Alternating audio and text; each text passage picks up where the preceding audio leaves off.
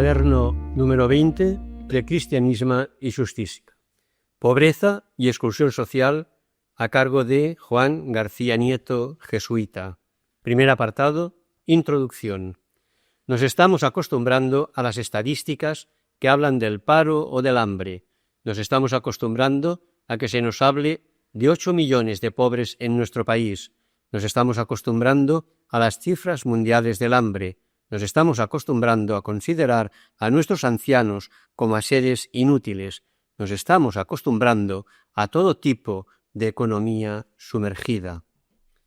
Con estas palabras, el Centre Cristianisme y Justicia iniciaba su reflexión al finalizar 1986, apostando por un 1987 verdaderamente nuevo. Ellas nos sirven para encabezar una reflexión más extensa sobre un tema desgraciadamente de moda: la pobreza, la exclusión social, las nuevas formas de pobreza. De moda porque durante los últimos tiempos se está hablando mucho de pobreza y marginación en España. Prensa, revistas, mesas redondas, comisiones de estudio, etc. Todos se hacen eco de los múltiples estudios sobre el tema.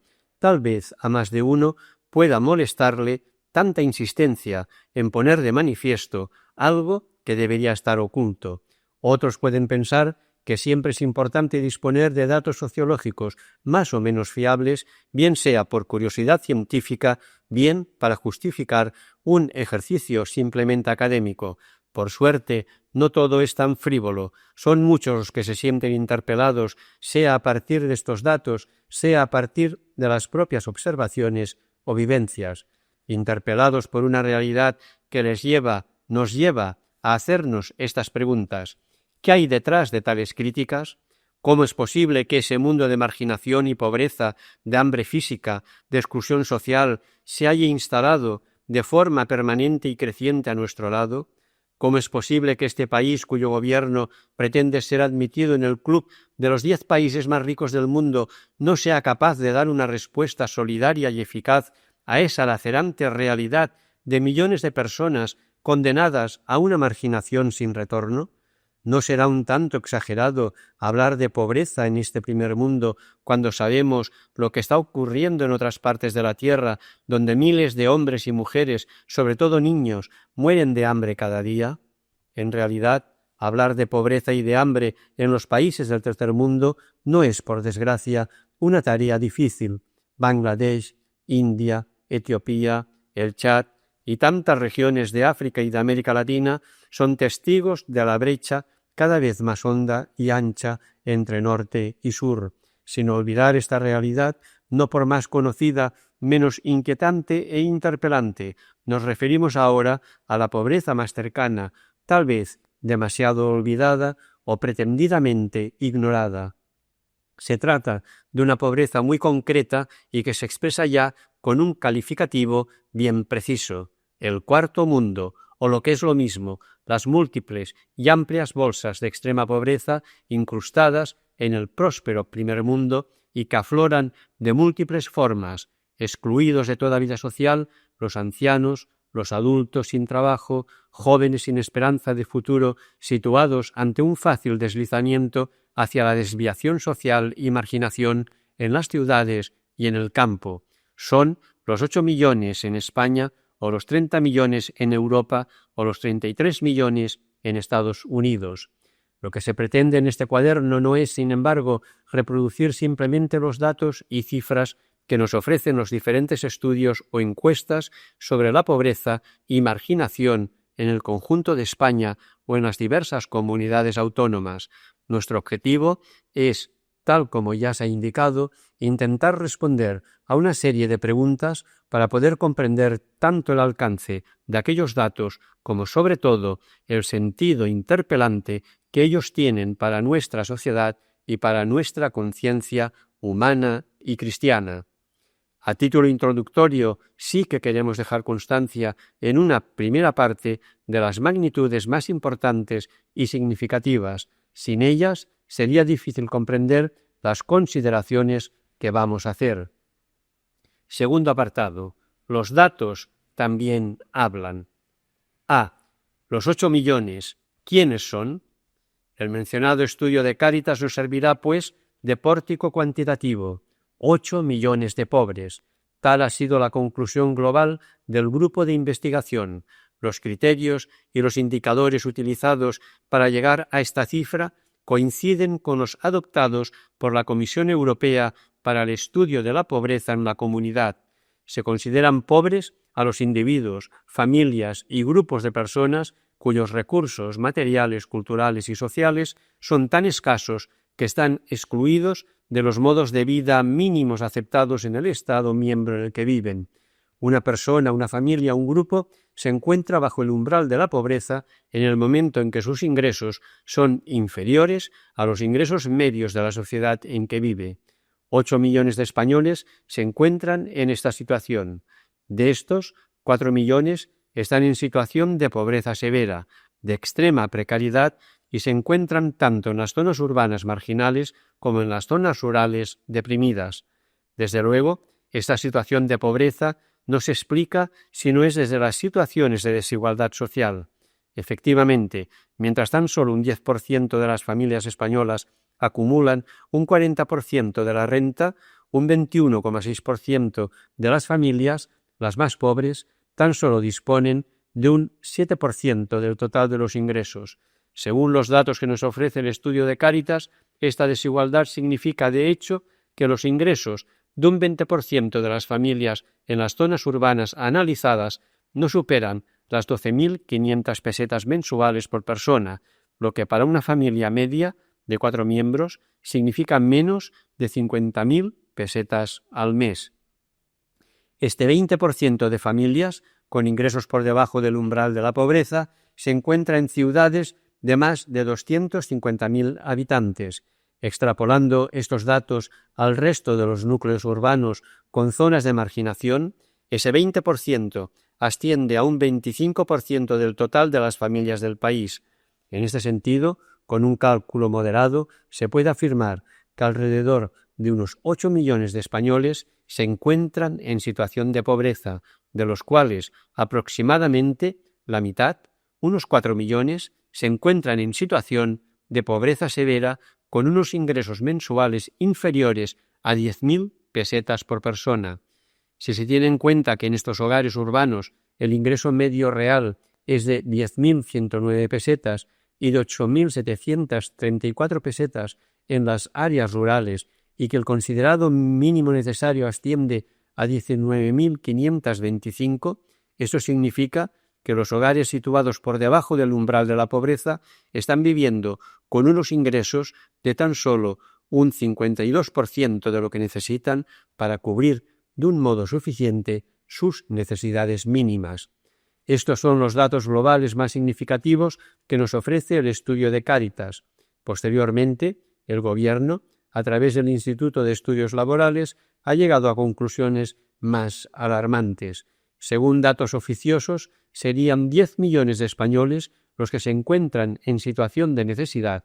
Los resultados definitivos no se han hecho todavía públicos, pero sean cuales sean las cifras globales, lo importante y alarmante, más que el dato global, son la composición y las características de los colectivos afectados por esas situaciones de extrema precariedad y las perspectivas de futuro que tienen. Los estudios clásicos de la pobreza en España nos hablan de las bolsas endémicas de pobreza y marginación y de determinados colectivos atrapados en el círculo vicioso de la exclusión social, minorías étnicas como la población gitana, cerca de 300.000 del 500.000 aproximadamente que constituye ese colectivo, la población anciana, pensionistas y jubilados. De entre los 4 millones largos de este colectivo, aproximadamente 500.000 se encuentra dentro de los márgenes de la pobreza severa. Se han censado cerca de 800.000 ancianos que no tienen ningún derecho a pensión. De estos, cerca de 500.000 solo percibe 15.000 pesetas del FAS, Fondo de Asistencia. Según datos ofrecidos por Cáritas de Barcelona, el 71% de los ancianos padecen enfermedades y necesitan asistencia permanente que en la mayoría de los casos no tienen. El 15% de estos ancianos viven solos. A estos dos colectivos clásicos, gitanos y ancianos, deben añadirse las 600.000 personas aproximadamente que viven en las zonas rurales más deprimidas: Andalucía, Extremadura, Meseta, Galicia y zonas de la alta montaña de Cataluña y Aragón. Transeúntes, mendigos y vagabundos forman parte también de esta pobreza, colectivos al margen de toda referencia social, más o menos controlados, tolerados, ignorados, que, junto al mundo de la prostitución marginal y de las zonas oscuras de algunos barrios urbanos y periféricos de las grandes ciudades, forman ese amplio y trágico abanico de la pobreza clásica y persistente que se reproduce a sí misma y se transmite de generación en generación. Son pocos los que escaparán a este círculo vicioso de la pobreza. B. Hay nuevos pobres, pero entre esos 8 millones se encuentran además otros colectivos cuya situación de pobreza y marginación aparentemente, por lo menos, poco tiene que ver con esa pobreza tradicional. Nuevas formas de pobreza que emergen y se consolidan en un contexto social que ha estado precedido por el desarrollismo de los años 60 y comienzos de los 70. Ciudadanos medios que se ven abocados a una situación de precariedad y finalmente de miseria en cuanto surge un accidente, paro, enfermedad o faltan recursos suficientes. Frente a esta masa de personas con nuevos problemas de precariedad e incluso de hambre, con enfermedades y desequilibrios psíquicos, los servicios sociales clásicos y la acción social resultan no solo insuficientes, sino totalmente inadecuados. Los problemas son radicalmente nuevos y tales servicios estaban o continúan estando organizados para resolver, con resultados por lo demás desiguales, los problemas de un subproletariado o de un cuarto mundo relativamente estable e identificable. ¿Quiénes son esos nuevos pobres? Entre otros, los parados de larga duración, el empleado u obrero que ha perdido su puesto de trabajo, demasiado joven para jubilarse, demasiado viejo para encontrar otro trabajo.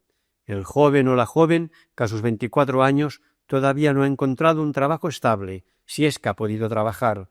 La joven madre que tiene un hijo, pero no tiene vivienda ni empleo, ni sabe cómo enfrentarse a su nueva realidad. Las familias monoparentales, los refugiados, los emigrantes retornados, los trabajadores sumergidos, sobreviviendo de una total indefensión social. La lista podría continuar, una lista que se ha hecho cada vez más larga después de unos años de ilusión, esos años del desarrollismo en los que se pensaba que la pobreza podría ser vencida. Y sin embargo, en plena década de los 80, la pobreza, con sus diferentes formas de marginación, se nos presenta en una doble perspectiva. Por un lado, nos encontramos con todos aquellos colectivos que no pudieron beneficiarse de los frutos del desarrollismo y de la expansión económica.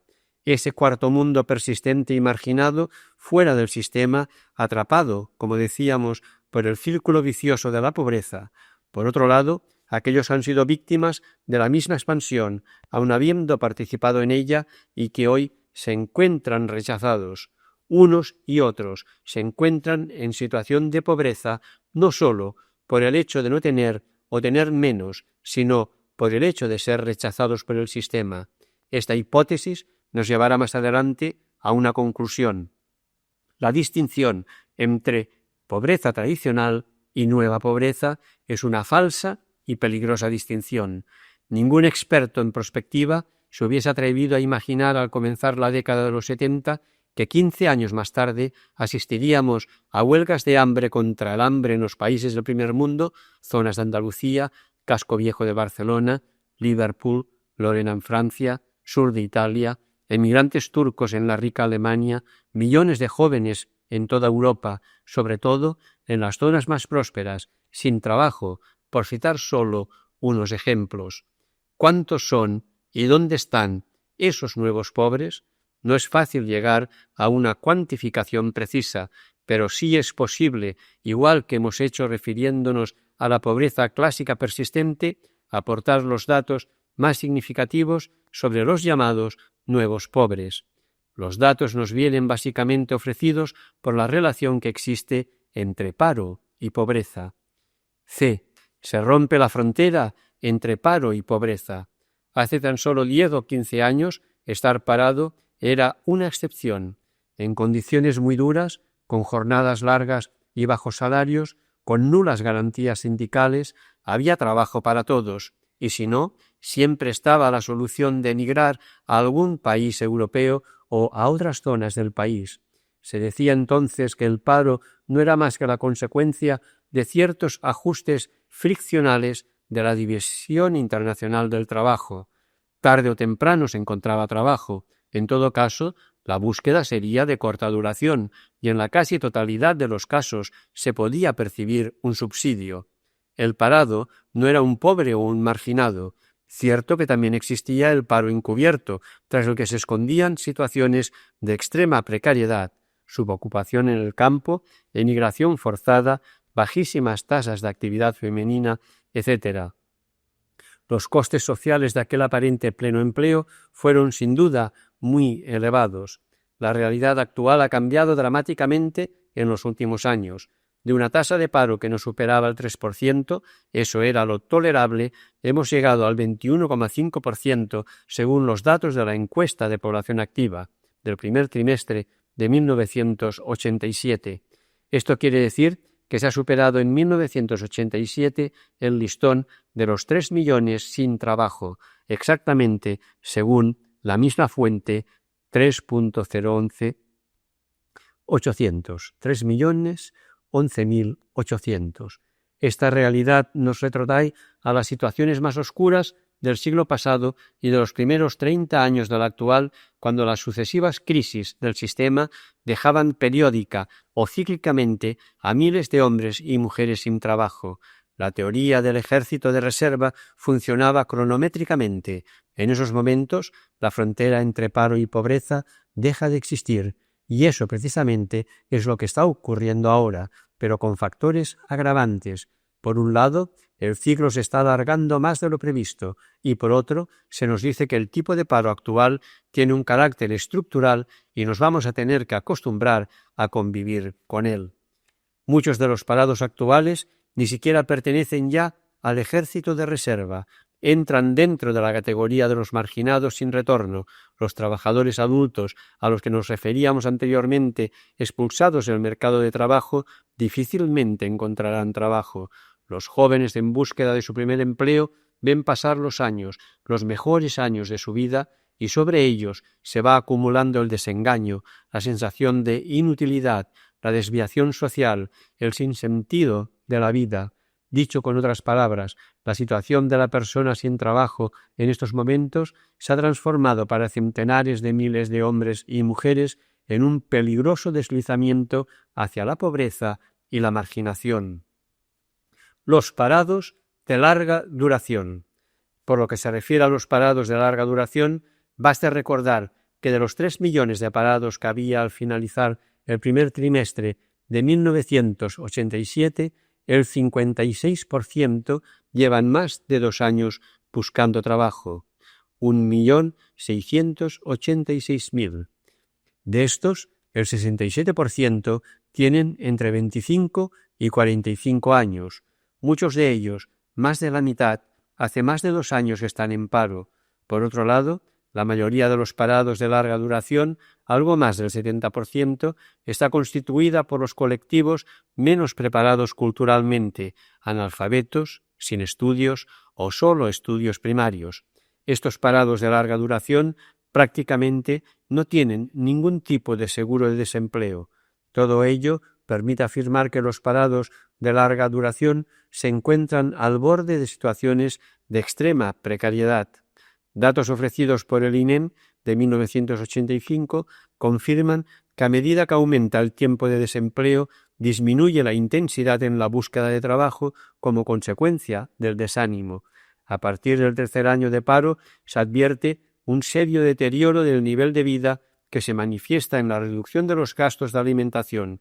La única fuente de ingresos cuando se ha acabado el seguro de desempleo suele ser la ayuda familiar, en el caso de que haya algún miembro de la familia que trabaje, o el recurso a la economía sumergida.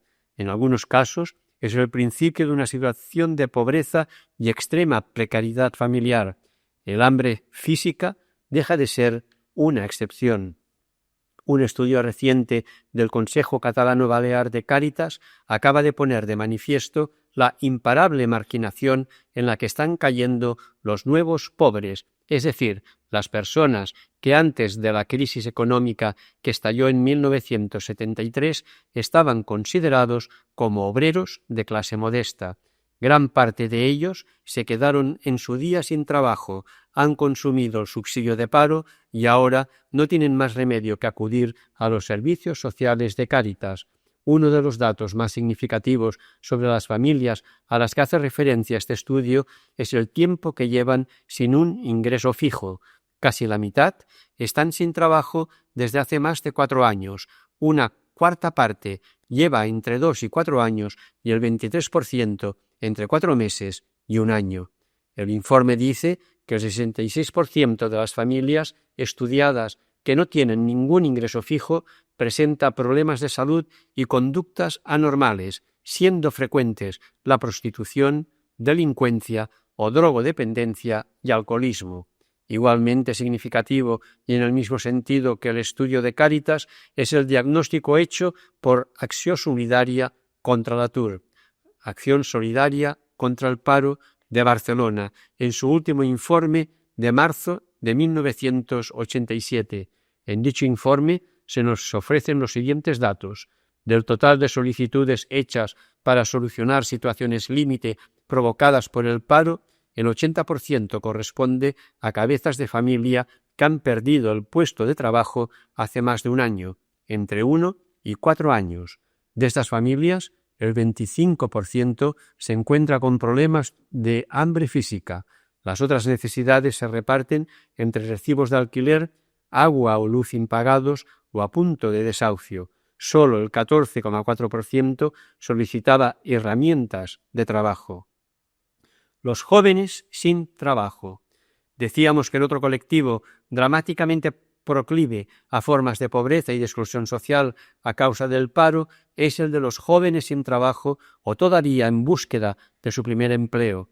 Según los datos de la encuesta de la población activa, primer trimestre de 1987, los jóvenes entre 16 y 24 años en situación de paro constituyen el 47% del total de la población parada, es decir, 1.434.800 jóvenes en paro. Con respecto a su propia población activa, el paro juvenil es del 46%, o sea que de cada 100 jóvenes en edad de trabajar y en búsqueda de su primer empleo, casi 50 se ven expulsados del mercado de trabajo o rechazados por el mismo. Recuérdese que la tasa de paro para el conjunto de la población activa es del 21,5%. La diferencia es, pues, notable, aun siendo esta altísima si la comparamos con la europea, 12,3%, la de los jóvenes ostenta diferencias mucho mayores, el 46% en España frente a algo más del 25% en Europa. Las consideraciones hechas en el caso de los parados de larga duración pueden aplicarse al colectivo joven en su deslizamiento hacia la marginación. Tengamos en cuenta que una gran mayoría de los parados de larga duración son jóvenes menores de 24 años. Desde luego, no todos los sectores juveniles que se enfrentan con el paro encuentran el camino de la marginación o de la desviación social. No es lo mismo un joven sin trabajo, hablando en términos generales, después de haber acabado sus estudios superiores procedente en su gran mayoría de ambientes culturales elevados, que el joven que procede de sectores populares marginados o afectados por el paro de forma endémica. Esta hipótesis, suficientemente verificada por diversos estudios y por observaciones personales, permite afirmar que los sectores juveniles en paro procedentes de las bolsas endémicas de paro y de marginación sociocultural se encuentran de partida condicionados por un medio social que les ofrece muy pocas posibilidades de encontrar alicientes o estímulos, bien sea en sus propias familias o en el medio cultural en el que viven, bien en las escuelas o centros de formación profesional. Es precisamente en esos contextos donde los índices de fracaso escolar son más elevados. Otro factor a tener en cuenta en el caso de los jóvenes se refiere al tipo de trabajo al que los jóvenes en paro pueden tener acceso con un poco de suerte. Un trabajo que, en lugar de enriquecerles humana y profesionalmente, tiende a degradarlos y a marginarlos todavía más. Nos referimos, claro está, al trabajo eventual y sobre todo al trabajo sumergido. Este tipo de trabajo genera sentimientos de actitudes desvinculadas del valor trabajo tradicional. Más bien son sentimientos contrarios a él, de desánimo, de frustración, de desprofesionalización, de desprecio o desmotivación frente a todo tipo de formación o de reciclaje. Diversas encuestas y estudios hechos entre colectivos de jóvenes en paro confirman también esta hipótesis. Según conclusiones de un estudio llevado a cabo por la Generalitat de Cataluña, en colaboración con el INEM provincial de Barcelona, de aquellos trabajadores jóvenes que habían tenido ya un trabajo, y estos eran los menos, más de un 80% habían entrado en el mercado de trabajo con contratos temporales y habían vuelto a salir, evidentemente, del mercado de trabajo. El estudio del Grupo 2000 Jove llega a la conclusión de que en 1987 1 de cada 3 jóvenes que trabaja lo hace sin contrato. Concluyamos diciendo que la realidad descrita constituye para muchos, tal vez para una gran mayoría, un camino casi sin retorno hacia formas de marginación, de pobreza y, en no pocos casos, de desviación social. Tercer apartado, de la precariedad a la exclusión social. Acabamos de ofrecer solo parte de una realidad mucho más extensa y compleja, pero es suficiente para poder constatar que nos encontramos ante un deterioro físico y humano que afecta a unos colectivos que nunca habían pensado que podrían encontrarse en el camino hacia la pobreza y la exclusión social, trátese de la pobreza clásica y persistente, trátese de esas nuevas formas de pobreza que emergen y se consolidan en estos momentos. Todas forman parte de una mini sociedad cada vez más amplia, marginal y paralela, que anidan en su seno situaciones de extrema precariedad, exclusión social, hambre física, desviación, delincuencia. A. La pobreza y el círculo vicioso de la pobreza. Pero, ¿por qué esta distinción entre pobreza clásica y persistente y las nuevas formas de pobreza? ¿No son acaso una misma cosa?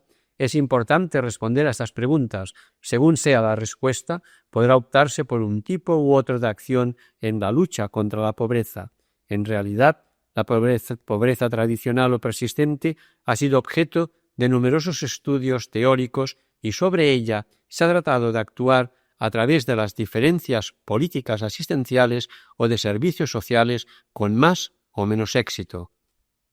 Se está de acuerdo en la naturaleza relativa de la pobreza, relatividad en el tiempo y en el espacio, es decir, una persona puede ser considerada pobre en estos momentos de la historia y tal vez no lo sería en épocas anteriores, cuando el nivel de vida de una sociedad dada era notablemente inferior al actual, y una persona considerada pobre en Europa puede que no lo fuese en el contexto de una de las zonas menos desarrolladas de la Tierra.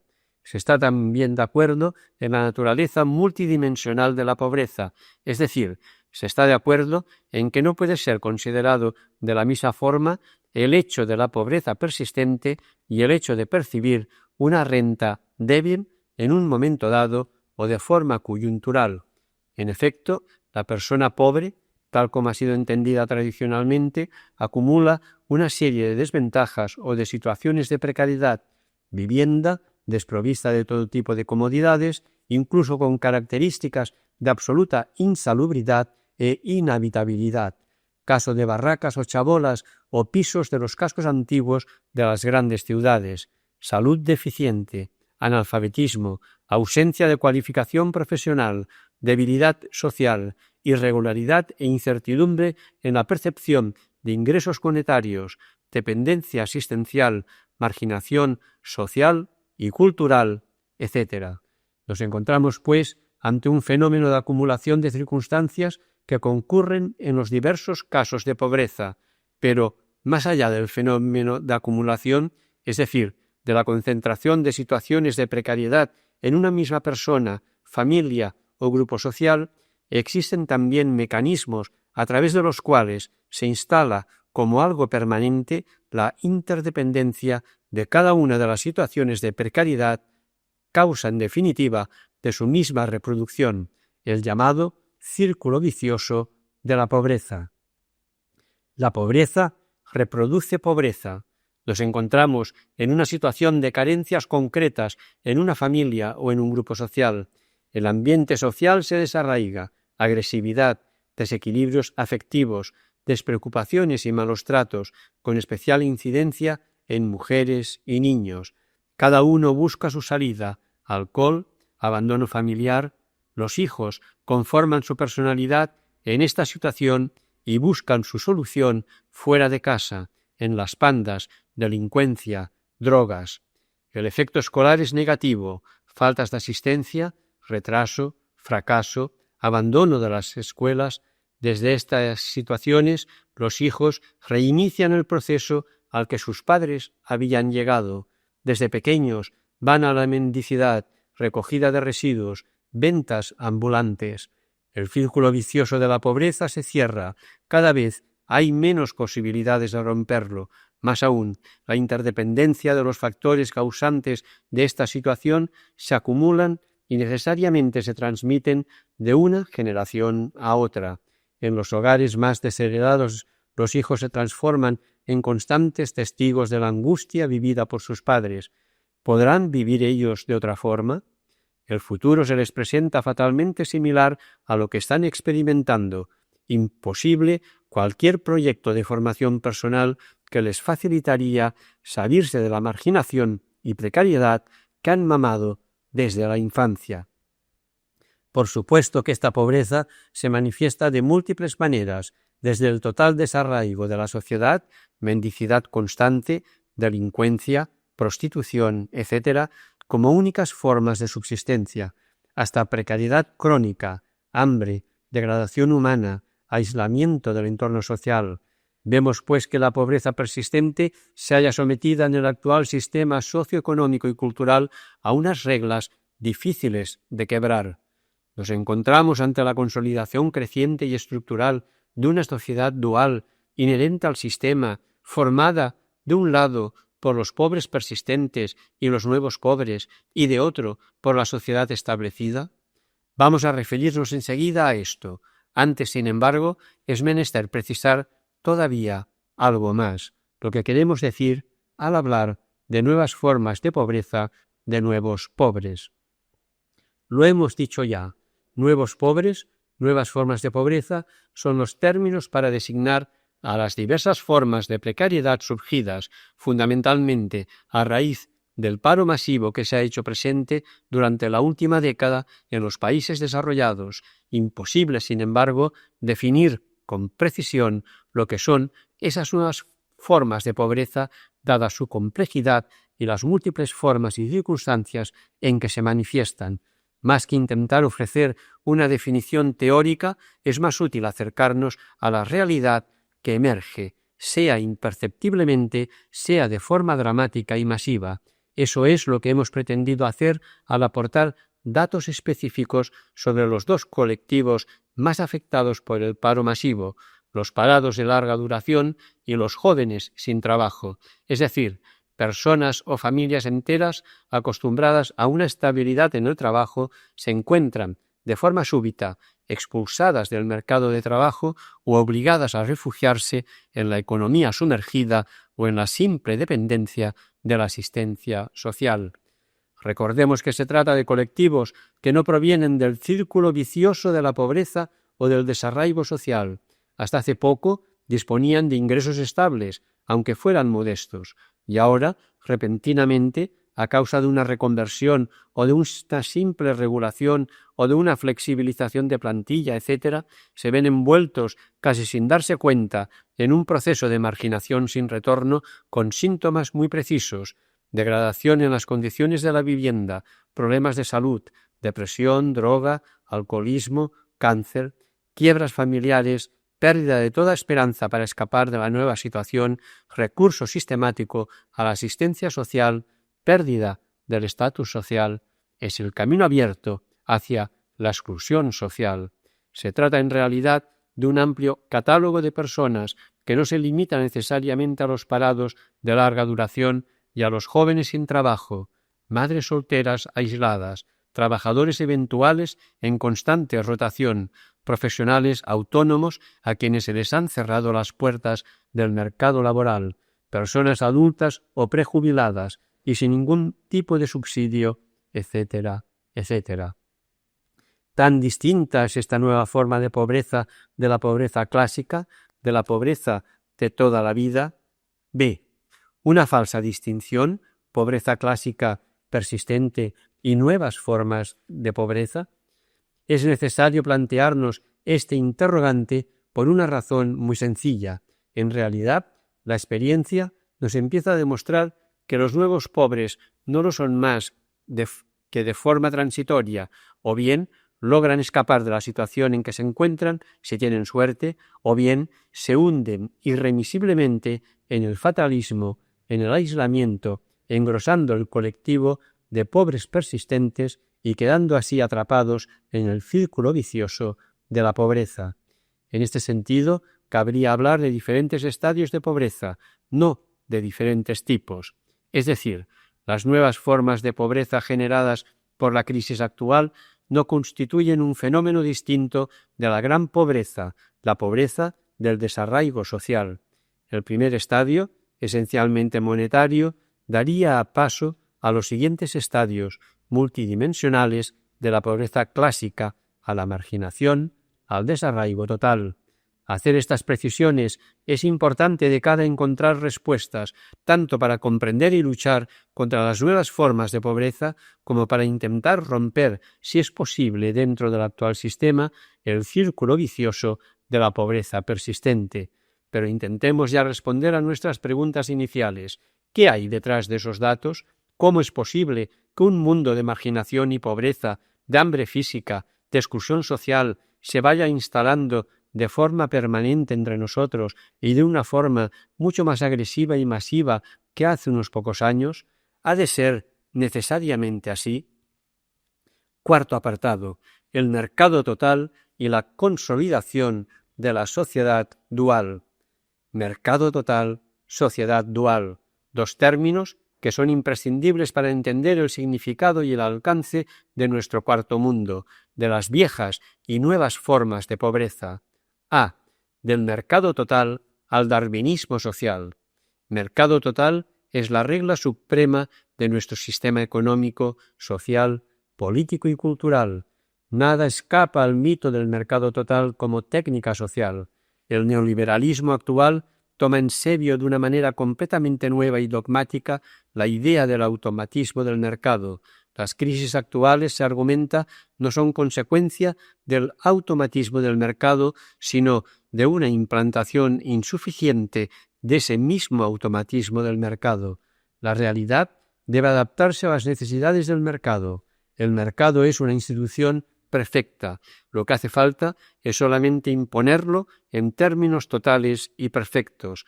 La realidad, pobreza, desempleo, subdesarrollo, destrucción del medio ambiente, no se arregla por la solución concreta de estos problemas, sino por la extensión de los mecanismos del mercado, sacrificando esa solución. Las necesidades tienen que adaptarse al mercado y no el mercado a la satisfacción de las necesidades.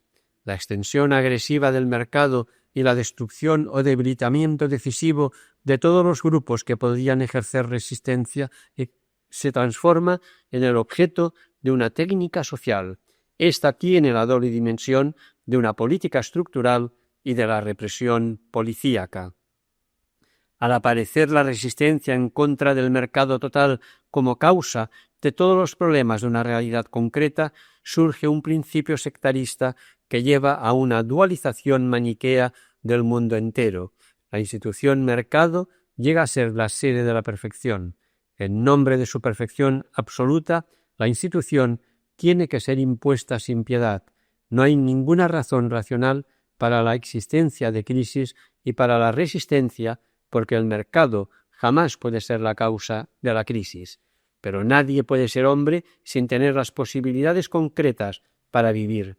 Esto implica, inevitablemente, las condiciones materiales de vida. Esta es la esencia de la sociedad del mercado mismo. Hacer depender estas posibilidades concretas de vida de los resultados del mercado y de quitar, por lo tanto, el acceso a ellas para grupos humanos determinados. Solo hace falta desarrollar el mercado hacia el mercado total para tener todas esas consecuencias. Los párrafos que se han transcrito sintetizan la filosofía de la economía de mercado, eje del sistema capitalista en la economía mundo, un sistema, digámoslo una vez más, que segrega deuda y hambre en el tercer mundo y exclusión social en las metrópolis del primer mundo. Reaganismo, thatcherismo, boyerismo son palabras sinónimas que, salvo matices, todas expresan el sectarismo del mercado total. En resumen, cuanto más mercado total, más grupos humanos son privados del acceso a la satisfacción de sus necesidades básicas. Es la lógica interna de la ley de la oferta y de la demanda, de la ley de los grupos más fuertes, o más claro aún, no es sino la culminación del darwinismo social. Las especies más fuertes devoran a las más débiles. No de otra manera deben entenderse los tremendos costes sociales que acompañaron a la primera revolución industrial, junto a un desarrollo económico e industrial espectacular. ¿Cuántos quedaron en la cuneta? B.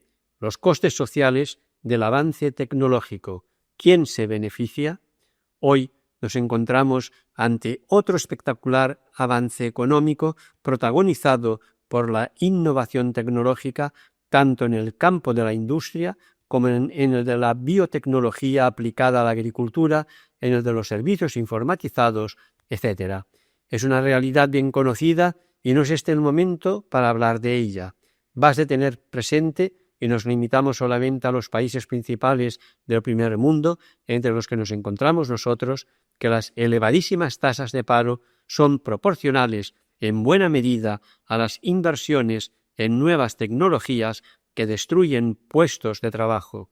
Aparecen otros, ciertamente, pero los 16 millones de parados, sobre todo jóvenes, en la Comunidad Económica Europea, los cerca de 32 millones en los países de la OCDE y, en definitiva, los 3 millones en nuestro propio país, son una prueba inquietante de que la historia se repite y no de forma más tenue o suave.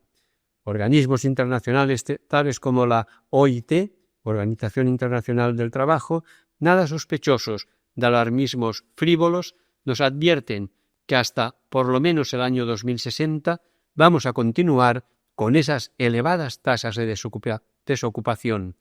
Lo que esto puede significar ya ha quedado expuesto de manifiesto en las páginas anteriores. La frontera entre paro y pobreza se ha roto y esa sociedad dual, a la que ahora nos vamos a referir, se instala progresivamente y de forma despiadada. No nos cansaremos en insistir y recordar que el análisis que estamos haciendo sobre las formas de pobreza en nuestro primer mundo constituyen un pálido reflejo, no por eso menos dramático, de las consecuencias que el mercado total en nuestra economía mundo tiene para los países menos desarrollados del tercer mundo, del sur. Pero este es otro tema que ahora no abordamos. C. La sociedad dual o la sociedad de los 3/3 en los países del primer mundo. En el momento de describir la estructura social que emerge y se consolida bajo la lógica del mercado total y en el contexto de la actual crisis, puede hablarse de la sociedad dual o de la sociedad de los 3/3. La sociedad dual. En síntesis, sociedad dual viene a significar lo que de forma más dura y expresiva se llama en términos marxistas explotados y explotadores, es decir, los que se benefician del sistema y los que son utilizados por el mismo sistema.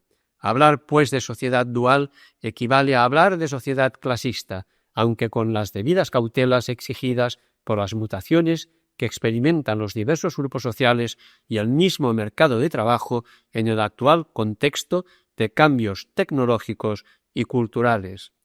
Para describir esta sociedad dual no partimos de cero.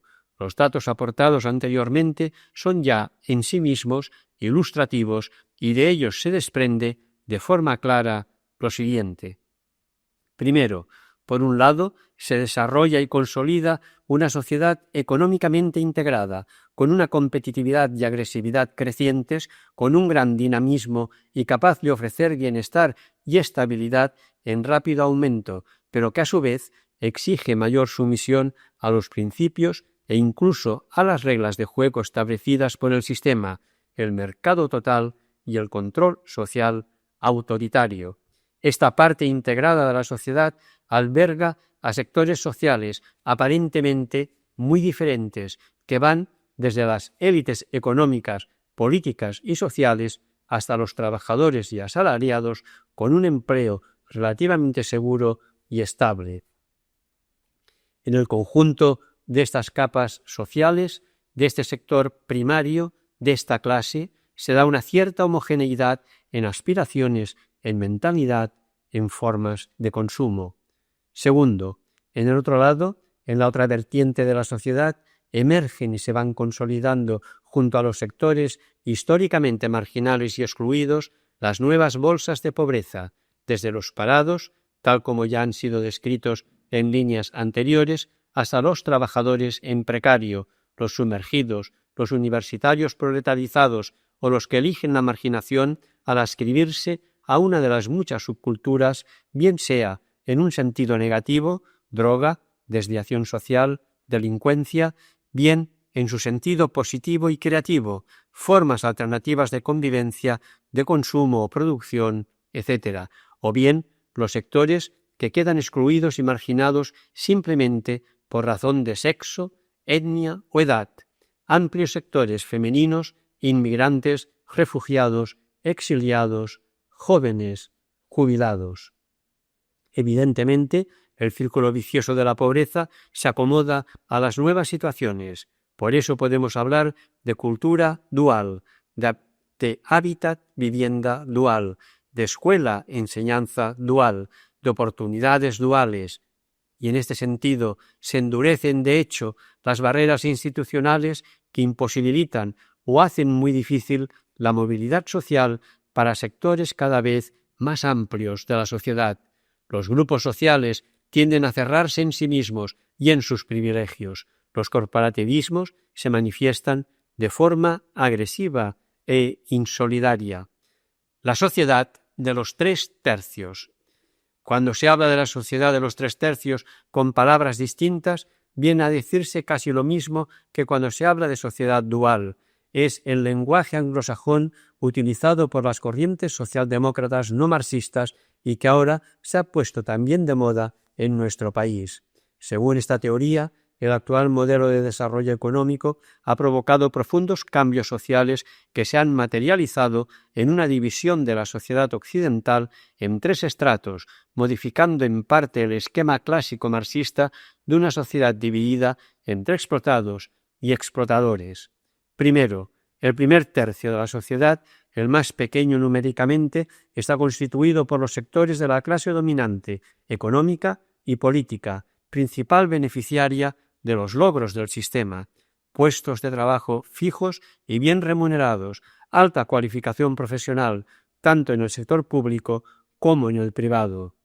Segundo, el segundo tercio, el más numeroso, corresponde a las clases medias profesionales, a los trabajadores asalariados bien cualificados y con puestos de trabajo seguros, que consiguen participar, aunque sea de modo subsidiario, de las ventajas de una economía boyante y del consumo masivo que les ofrece la sociedad.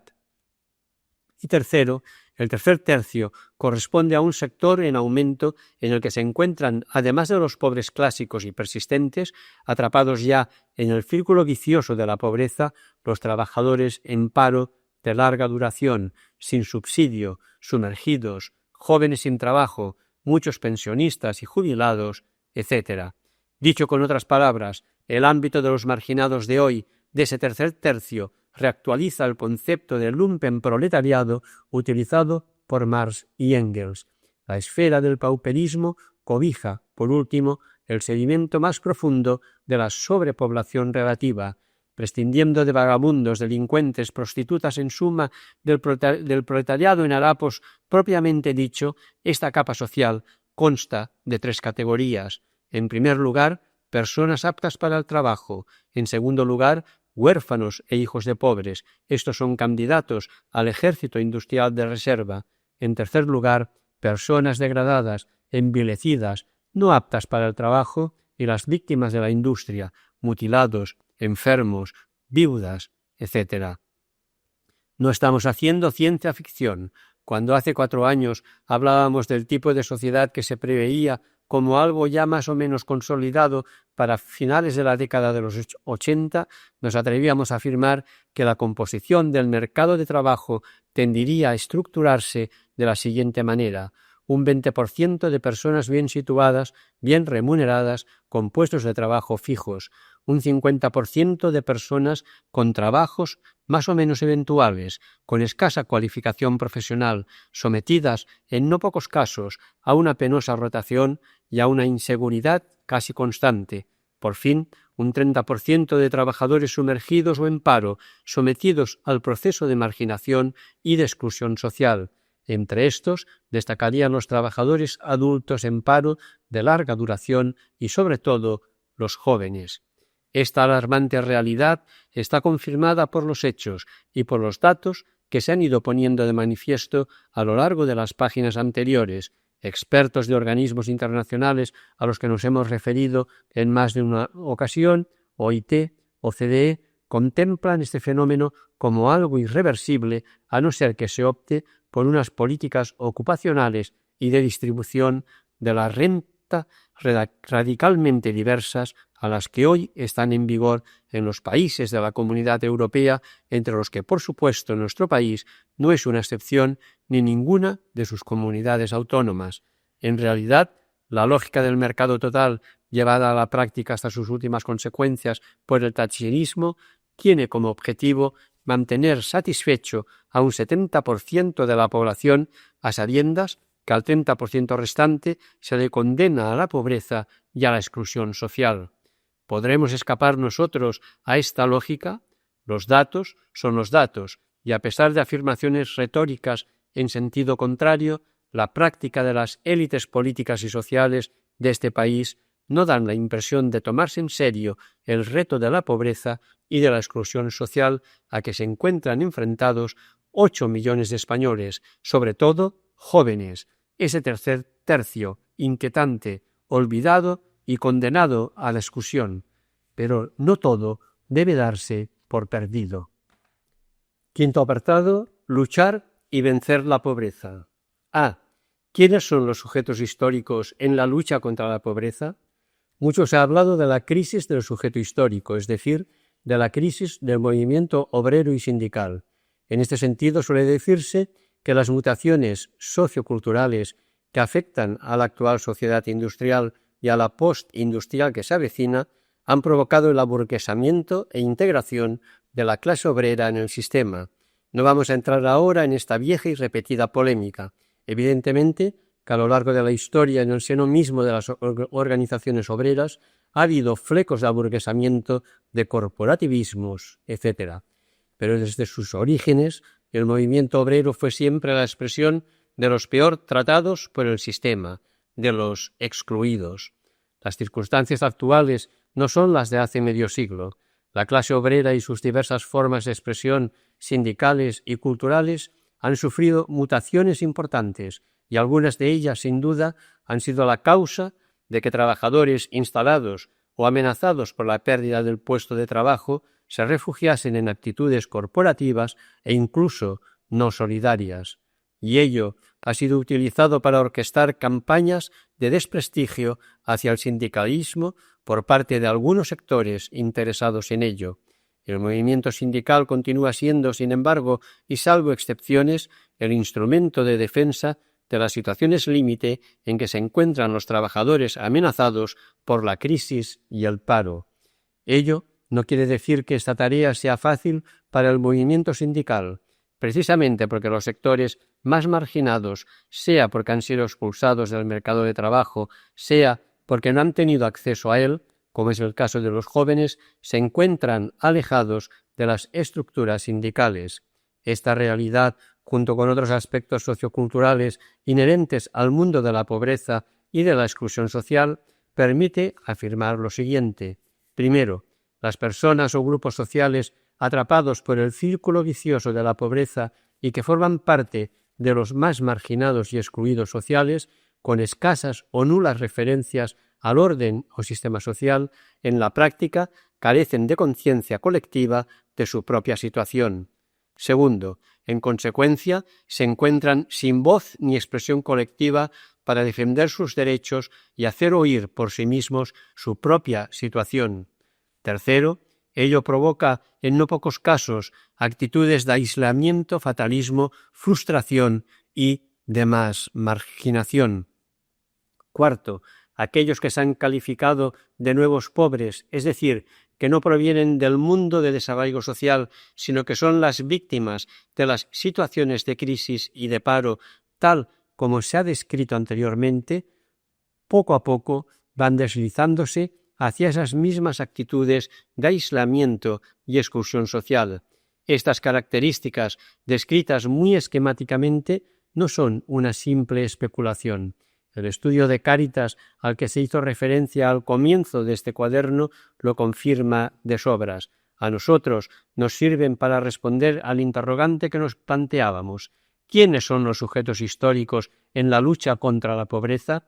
Si es cierto, pues, que la pobreza padecida por los excluidos sociales del Cuarto Mundo o la padecida por los que se están deslizando hacia él disgrega, individualiza, no tiene voz colectiva, una consecuencia lógica es aceptar que la tarea de la denuncia, de la acción y de la misma lucha contra la pobreza y las causas que la provocan es tarea de la sociedad en su conjunto, o por lo menos de aquellos sectores sociales que no se resignan. No nos resignamos al sectarismo del mercado total y a la consolidación definitiva del tercer tercio. B. La lucha contra la pobreza como parte de una sola lucha contra toda injusticia y las desigualdades sociales. Desvincular la lucha contra la pobreza y la marginación del resto de las luchas sociales puede ser arriesgado y peligroso. Cuando hablamos del resto de las luchas sociales, nos referimos a la lucha por una distribución justa de la renta, por unas condiciones de trabajo dignas, por la estabilidad en los mismos puestos de trabajo, por una igualdad de oportunidades ante la educación y la cultura, por la paz, contra la degradación del medio ambiente, contra las divisiones y discriminaciones sexistas, contra la actual división internacional del trabajo, contra el tratamiento que se hace a la deuda de los países del tercer mundo. ¿Por qué arriesgado y peligroso? Por la sencilla razón de que la última razón de la desigualdad y la pobreza en el primer y en el tercer mundo, en el norte y en el sur, la razón de las malas condiciones de trabajo y de la inseguridad en él, etc., es la misma, la lógica fría del mercado total que atraviesa y condiciona todo el sistema de nuestra economía mundo. En este sentido, atender a las situaciones de pobreza o exclusión social al margen del resto de precariedades e injusticias sociales es sencillamente tapar agujeros, perpetuar el círculo vicioso de la pobreza más o menos aliviado, y esta es la trampa en que pudieran estar cayendo algunas de las políticas de lucha contra la pobreza en Europa y en nuestro país, propiciadas por la Comunidad Económica Europea y por las distintas administraciones. El peligro es evidente de que se esté contribuyendo a la consolidación de los 3 tercios o de la economía dual. En ese sentido, es ilustrativa una de las tesis congresuales aprobadas prácticamente de forma unánime por un sindicato representativo de nuestro país. Dice así: ¿ha de ser el sindicato ajeno a estas bolsas de pobreza que aparecen en el mismo seno de nuestra sociedad desarrollada, a ese cuarto mundo, por no mencionar la subocupación y el hambre del tercer mundo? los enormes colectivos de jóvenes que no han tenido todavía una experiencia de trabajo, los trabajadores adultos expulsados del mercado de trabajo sin pensión o con una pensión de infrasubsistencia, los ancianos, han de estar al margen de las reivindicaciones y de la acción sindical cotidiana, al margen de las estructuras organizativas, porque no son trabajadores asalariados. La respuesta del sindicato debe ser, lógicamente, negativa, pero esta respuesta de intenciones debe estar acompañada de propuestas operativas y eficaces. Si en nombre de la ideología del trabajo asalariado se ha dicho el movimiento obrero ignora a estas masas sin derechos, si no tiene en cuenta en su estrategia la existencia de esta masa reivindicando la exigencia totalmente irrealista del pleno empleo a tiempo completo para todos, en este caso el movimiento obrero jugará un papel conservador representando solo a una élite de trabajadores que acaparan los puestos estables. Ni el movimiento sindical puede olvidar, pues, su tradición histórica de defensa de los más débiles y marginados, ni dadas las actuales circunstancias, es desde luego competencia exclusiva del mismo. El tema de la exclusión social va mucho más allá de la responsabilidad de un grupo o movimiento social. Así parecen entenderlo las instituciones de algunas comunidades autónomas que intentan coordinar una acción plural en la lucha contra la pobreza. C. Una responsabilidad compartida. Vamos a acabar por algo que se dijo al comenzar este informe.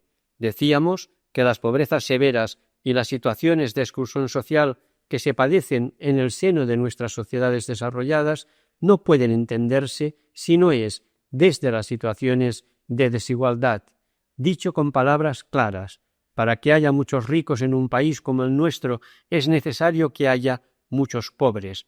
Es posible que estas palabras suenen a demagogia, la demagogia de los hechos, como demagógicos pueden parecer los pensamientos que nos comunicaba hace poco el catedrático de Derecho Administrativo Alejandro Nieto, quien nos decía, entre otras cosas, en España hay gente que vive muy bien, desproporcionadamente bien, en relación con la media de la riqueza nacional.